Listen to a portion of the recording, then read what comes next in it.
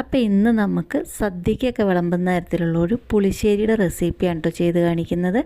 ഇത് വ്യത്യസ്തമായിട്ടുള്ള രീതിയിൽ ഉണ്ടാക്കുന്നതാണ്. നല്ല ടേസ്റ്റിയാണ്. ഏത്തപ്പഴം വെച്ചിട്ടാണ് ഈ പുളിശ്ശേരി തയ്യാറാക്കി എടുക്കുന്നത്. അപ്പോൾ ഇതിന് രുചി കൂടാനായിട്ടുള്ളൊരു പ്രത്യേകതരം ഒരു ടിപ്പ്, ഒരു ഇൻഗ്രീഡിയൻറ്റ് ചേർക്കുന്ന കാര്യം കൂടിയും ഇതിൽ പറയുന്നുണ്ട്. അപ്പോൾ ഇതെങ്ങനെ ചെയ്യുന്നതെന്ന് നോക്കാം. വീഡിയോയിലേക്ക് പോകാം. ഞാൻ 2 പഴം എടുത്തിട്ടുണ്ട്. അധികം പഴുക്കാത്ത പഴമാണ് പുളിശ്ശേരി ഉണ്ടാക്കാനായിട്ട് നല്ലത്. വല്ലാതെ പഴുത്ത് തൊലി കറുത്ത പഴം കൊള്ളില്ലാതെ വേവുമ്പോഴേക്കും വല്ലാതെ ഉടഞ്ഞു പോകും. അപ്പോൾ അതുകൊണ്ട് ഇതുപോലെ ഇങ്ങനെ അധികം പഴുക്കാതിരിക്കുന്ന പഴമാണ് പുളിശ്ശേരി ഉണ്ടാക്കാനായിട്ട് നല്ലത്. അപ്പോൾ ഇതിൻ്റെ തൊലിയെല്ലാം കളഞ്ഞിട്ട് വൃത്തിയാക്കി എടുക്കണം. അപ്പോൾ അതിൻ്റെ കൂടെ തന്നെ ഞാനിപ്പോൾ ഇവിടെ 4-5 പച്ചമുളകും കൂടി എടുത്തിട്ടുണ്ട്. പച്ചമുളകും ഈ പഴവും എല്ലാം ക്ലീൻ ചെയ്ത് വൃത്തിയാക്കി എടുത്തിട്ട് വരാം. അപ്പോൾ ഈ പഴം തൊലിയെല്ലാം കളഞ്ഞത് അതുപോലെ എടുത്തിട്ടുണ്ട്. ഇനിയിപ്പോൾ ഇത് 2ആക്കി മുറിച്ച് കഴിഞ്ഞതിന് ശേഷം നമുക്ക് സാധാരണ നമ്മൾ കായ് പുളിശ്ശേരി എല്ലാം ഉണ്ടാക്കുന്ന പോലെ തന്നെ ഇതാ ചെറിയ കഷ്ണമാക്കി കുറച്ച് വലുതാക്കണം കേട്ടോ. എന്താണെന്ന് വെച്ചാൽ പഴമായതുകൊണ്ട് വേകുമ്പം ഒന്ന് ചെറുതായിട്ടൊന്ന് ഉടഞ്ഞു പോകും. അപ്പോൾ കുറച്ച് വലുതാക്കിയിട്ട് വേണം മുറിക്കാൻ. പച്ചക്കായ മുറിക്കുന്ന അതേ വലിപ്പത്തിലല്ല, കുറച്ച് വലുതാക്കിയിട്ട് വേണം മുറിക്കാനായിട്ട്. ഇപ്പോൾ 2 പഴവും ഇവിടെ ഇങ്ങനെ ഇതുപോലെ മുറിച്ച് ഇട്ടിട്ടുണ്ട്. പിന്നെ ഞാൻ നേരത്തെ കാണിച്ച പച്ചമുളകും കൂടി ഒന്ന് നെടുകെ കീറിയിട്ട് അതിലേക്ക് ഇട്ട് കൊടുക്കണം. അതിനുശേഷം ഇത് വേവിക്കുന്നതിൻ്റെ കൂടെ വേറെ 2 ഇൻഗ്രീഡിയൻ്റ് കൂടി ചേർക്കാനുണ്ട്. അപ്പോൾ ഞാനിതിലേക്ക് ആവശ്യത്തിനുള്ള ഉപ്പ് ചേർത്ത് കൊടുക്കുകയാണ്. അതുപോലെ തന്നെ അതിൻ്റെ കൂടെ ഒരു 1/2 സ്പൂൺ കുരുമുളക് പൊടി കൂടെ ചേർത്ത് കൊടുക്കുന്നുണ്ട്. വളരെ കുറഞ്ഞ അളവിൽ വേണം കുരുമുളക് പൊടി ചേർത്ത് കൊടുക്കാനായിട്ട്. അപ്പോൾ കുറച്ച് കുരുമുളക് പൊടിയും കൂടി ചേർത്ത് കൊടുത്തിട്ടുണ്ട്. അതിന് ശേഷം ഇത് മുങ്ങി നിൽക്കാൻ പാകത്തിനുള്ള വെള്ളം ഒഴിച്ച് കഴിഞ്ഞിട്ട് ഒറ്റ വിസിലൊന്ന് വേവിച്ചെടുക്കണം. ഉടഞ്ഞു പോകരുത്. അപ്പോൾ അതുകൊണ്ടാണ് ഒറ്റ വിസിലിൽ മാത്രം വേവിച്ചെടുക്കണം എന്ന് പറഞ്ഞാൽ ശരിക്കൊന്ന് മിക്സ് ചെയ്ത് കൊടുക്കുക. അതിന് ശേഷം നമുക്കിതൊരൊറ്റ വിസിലിൽ ഒന്ന് വേവിച്ചെടുക്കാം. അപ്പോൾ അതിവിടെ ഒരു വിസിലിൽ വേവിച്ചെടുത്തിട്ടുണ്ട് കേട്ടോ. പഴം അധികം ഒന്നും ഉടഞ്ഞു പോയിട്ടില്ല. നല്ല പാകത്തിന് വെന്ത് കിട്ടിയിട്ടുണ്ട്. ആ കഷ്ണം എല്ലാം കറക്റ്റായിട്ട് അതുപോലെ തന്നെ ഇരിക്കുന്നുണ്ട്. കുഴഞ്ഞൊന്നും ഉടഞ്ഞൊന്നും പോയിട്ടില്ല. അപ്പോൾ ഇനിയിപ്പോൾ ഇതിവിടെ നീക്കി വയ്ക്കാം കേട്ടോ. ഇനിയിപ്പോൾ ഇതിലേക്ക് വേറെ കുറച്ച് സാധനങ്ങളും കൂടെയും ചേർക്കാനുണ്ട്. അതിൻ്റെ കൂടെ തന്നെ തേങ്ങാരപ്പെല്ലാം ചേർക്കാനുണ്ട്. അപ്പോൾ തേങ്ങാരപ്പിനായിട്ട് ഞാനിപ്പോൾ ഇവിടെ ഒരു 1/4 കപ്പ് തേങ്ങ ചിരകിയത് എടുത്തിട്ടുണ്ട്. അപ്പോൾ ഈ തേങ്ങ ചിരകിയത് നമുക്ക് മിക്സിയിലേക്ക് ഇട്ടിട്ട് ഒന്ന് അരച്ചെടുക്കണം. അപ്പോൾ അതിനായിട്ട് തേങ്ങ ചിരകിയതൊന്ന് മിക്സിയുടെ ജാറിലേക്ക് ഇട്ട് കൊടുക്കാം.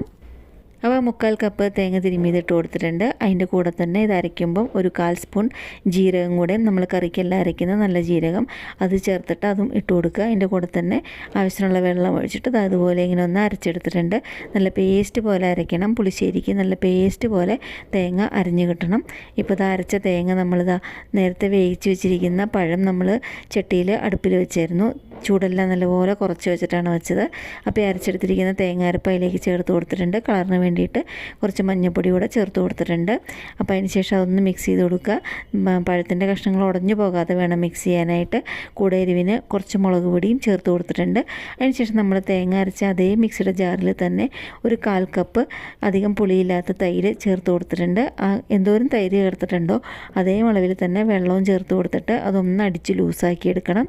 അതിന് ശേഷം ഈ ലൂസാക്കി എടുത്തിരിക്കുന്ന മോര് നമ്മളത് പാത്രത്തിലേക്ക് ഒഴിച്ചു കൊടുക്കണം. കറിയിലേക്ക് ഒഴിച്ചു കൊടുത്തിട്ടുണ്ട്. അതിന് ശേഷം ഫ്ലെയിം ഓഫ് ചെയ്യണം. ഫ്ലെയിം ഓഫ് ചെയ്ത് കഴിഞ്ഞിട്ട് വേണം നമ്മൾ ഈ മോര് ഒഴിച്ചു കൊടുക്കാനായിട്ട്. എന്താണെന്ന് വെച്ചാൽ ചട്ടിയുടെ ചൂടുണ്ടാവും. അപ്പോൾ അത് മതി. അപ്പോൾ അല്ലാന്നുണ്ടെങ്കിൽ മോര് വല്ലാതെ പിരിഞ്ഞു പോകും.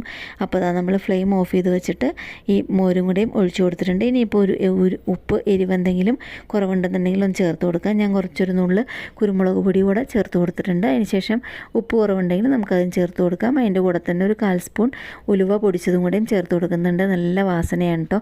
ഇത് ചേർക്കുമ്പം കറിക്ക് നല്ല വാസനയും അതുപോലെ തന്നെ ടേസ്റ്റും എല്ലാം കുറച്ചൊന്ന് കൂടി കിട്ടും. ഉലുവ പൊടിയാണ് ഞാൻ ഇവിടെ ചേർത്ത് കൊടുത്തിരിക്കുന്നത്. ഉലുവ വറുത്തിട്ട് പൊടിക്കുന്ന പൊടിയാണ്.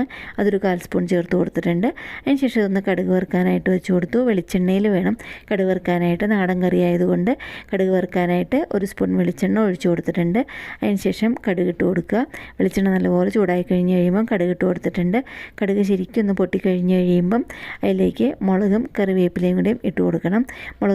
ഞാനിവിടെ ഉണ്ടമുളകാണ് എടുത്തേക്കുന്നത്. അപ്പോൾ മുളകും കറിവേപ്പിലയും കൂടെയും ഇട്ട് കൊടുത്തു കഴിഞ്ഞിട്ട് അതും ഒന്ന് മൂപ്പിച്ചെടുക്കണം. അപ്പോൾ നമുക്ക് ഫ്ലെയിം ഓഫ് ചെയ്യാം. മുളകും കറിവേപ്പില ഇടുമ്പം ഫ്ലെയിം ഓഫ് ചെയ്ത് കഴിഞ്ഞതിന് ശേഷം ഇതിലേക്കും ഒരു 1/4 സ്പൂൺ ഉലുവയുടെ പൊടി ചേർത്ത് കൊടുക്കുക. അപ്പോൾ നല്ല വാസനയെല്ലാം ഉണ്ടാവും. വെളിച്ചെണ്ണയിലേക്ക് ഉലുവയുടെ പൊടിയെല്ലാം ചേർത്ത് കൊടുക്കുമ്പം നല്ലൊരു വാസന ഉണ്ടാവും. അതുപോലെ തന്നെ അത് കറിയിലേക്ക് ഒഴിക്കുമ്പോഴും കറിക്ക് നല്ലൊരു ടേസ്റ്റും നല്ലൊരു വാസനയും എല്ലാം ഉണ്ടാകും. അപ്പോൾ ഇത് ശരിക്കും ഒന്ന് മൂപ്പിച്ച് കഴിഞ്ഞതിന് ശേഷം ഈ മുളകും കറിവേപ്പിലയും ശരിക്കും ഒന്ന് മൂപ്പിച്ച് കഴിഞ്ഞതിന് ശേഷം നമുക്കിത് കറിയിലേക്ക് ഒഴിച്ചു കൊടുക്കാം. കടുക് വറുത്തതും കൂടെയും കറിയിലേക്ക് ഒഴിച്ചു കൊടുത്തിട്ടുണ്ട് കേട്ടോ. അതിന് ശേഷം ഇതൊന്ന് മിക്സ് ചെയ്ത് കൊടുക്കുക. ഇത്രയേ ഉള്ളൂ. അതാണ് ഞാൻ പറഞ്ഞത്, നല്ല എളുപ്പത്തിൽ ഉണ്ടാക്കാൻ പറ്റുന്ന പുളിശ്ശേരിയാണ്. പഴം പുളിശ്ശേരി നല്ല ടേസ്റ്റിയാണ് കേട്ടോ ചോറിനെല്ലാം കൂട്ടാനായിട്ട്. അപ്പോൾ നിങ്ങൾക്ക് ഇഷ്ടപ്പെട്ടാൽ തവണത്തെ ഓണസദ്യക്ക് ഇതുപോലെ ഒന്ന് ഉണ്ടാക്കി നോക്കുക. ഉണ്ടാക്കി നോക്കിയിട്ട് നിങ്ങൾ അഭിപ്രായങ്ങൾ അറിയിക്കുക. അതുപോലെ തന്നെ ഇഷ്ടപ്പെട്ടാൽ ഫ്രണ്ട്സിനും റിലേറ്റീവ്സിനും ഒക്കെ ഒന്ന് ഷെയർ ചെയ്ത് കൊടുക്കുക. എൻ്റെ റെസിപ്പി ആദ്യമായിട്ട് കാണുന്നവരുണ്ടെന്നുണ്ടെങ്കിൽ എൻ്റെ ചാനലൊന്ന് സബ്സ്ക്രൈബ് ചെയ്ത് സപ്പോർട്ട് ചെയ്യുക. അടുത്തുള്ള ബെല്ലൈക്കൺ പ്രസ് ചെയ്ത് ഓൾ എന്നുള്ള ഓപ്ഷൻ ക്ലിക്ക് ചെയ്താൽ ഞാനിതുപോലെ വീഡിയോസ് ഇടുമ്പം അപ്പോൾ തന്നെ നിങ്ങൾക്ക് അതിൻ്റെ നോട്ടിഫിക്കേഷൻ കിട്ടുന്നതായിരിക്കും.